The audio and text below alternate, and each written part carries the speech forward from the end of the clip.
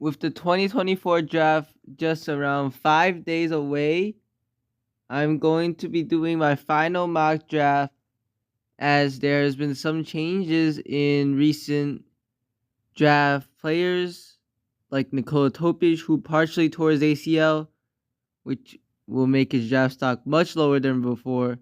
And also just some changes for with the draft combine, of course. But let's get into it. Number one, it's a toss-up for the Atlanta Hawks to select Zachary Richardson or Alexander Sarr.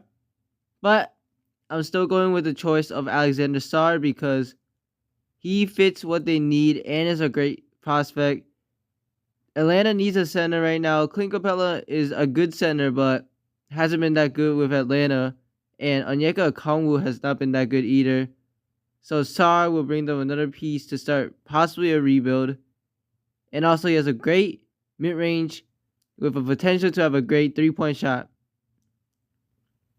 Next we have Zachary Richardson going to the Wizards with the second overall pick. He is the second or the best prospect in the draft. Has a great offensive skill set, like a Michael Porter Jr. / Kevin Durant skill set, and can definitely score, defend a little too. So great for the Wizards, who are trying to build their core around Deni Avdija, Bilal Coulibaly, Corey Kispert, and some other players, adding to their core definitely, as they haven't really gotten a top pick in a long time. Next, for the Rockets, I have them picking Reed Sheppard or Donovan Clingan, but more Reed Sheppard because they do need a backup guard.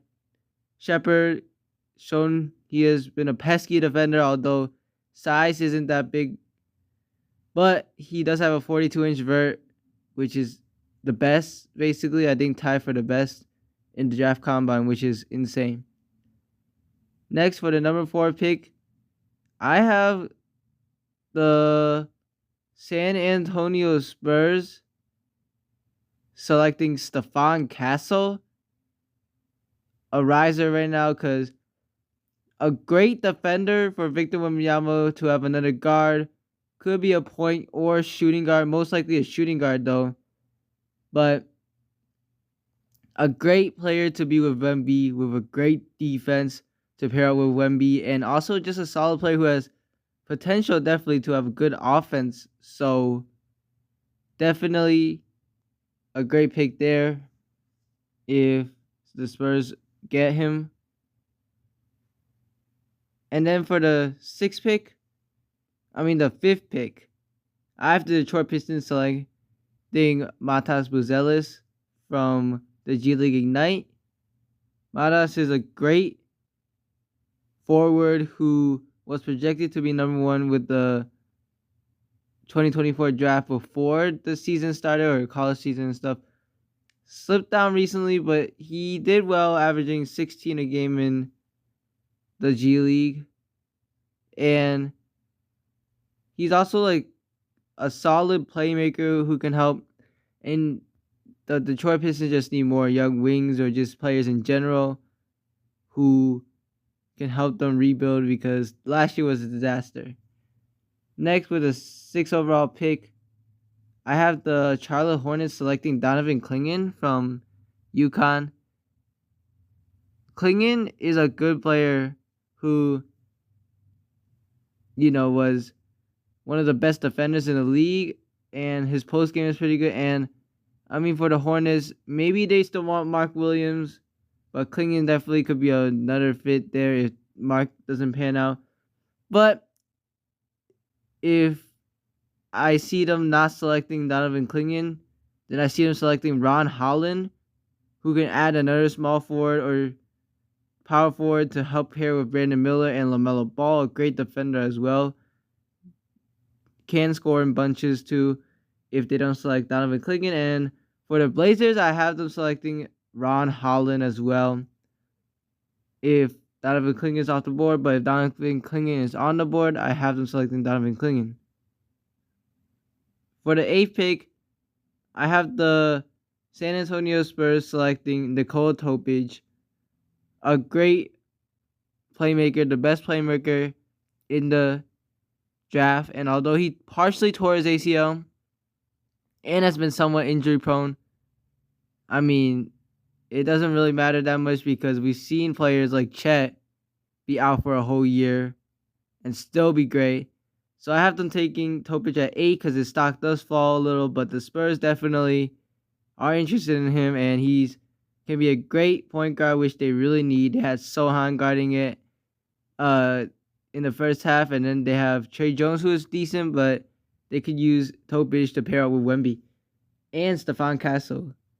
With the 9th pick, I have the Memphis Grizzlies selecting Dalton Knecht from Tennessee. Knecht is a great player who is also experienced and older, which is definitely the reason why I have the Grizzlies selecting him. He also is a great scorer for the Grizzlies off the bench. Could help them definitely, even though he's a rookie. And although his defense isn't that good, he's laterally quick in the draft combine, so that's a good sign. With the 10th overall pick, I have the Utah Jazz selecting Cody Williams. Cody Williams has been pretty good, but he wasn't that good at shooting in college, but he has high potential and great defense, could pair up with other wings for Utah Jazz. But if they don't select him, I see them maybe selecting Rob Dillingham because he's a great guard who can help them score and pair up with Keontae George. But for the 11th overall pick, I see the Chicago Bulls selecting Rob Dillingham, who was insane in college at scoring. Although not a great defender, he can do some playmaking, which can help the Bulls, they don't need another guard. They could also select Tajane Saloon, but either one of them. Then for the 12th overall pick, I see the OKC Thunder selecting Saloon, like I said before. He has high potential and looks like a great player and could help the Thunder's bench definitely because the Thunder was playing Gordon Hayward. 48 minutes, he scored 0 points. So they definitely need more forward depth, and Saloon can definitely help them. I don't know if I'm pronouncing his name correct, but another Frenchman.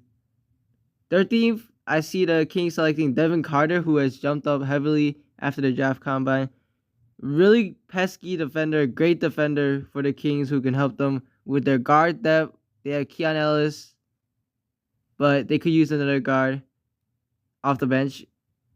And then for the 14th overall pick, I see the Blazers selecting probably Jacoby Walter, who was a good scorer at Baylor and could help them with their guard position.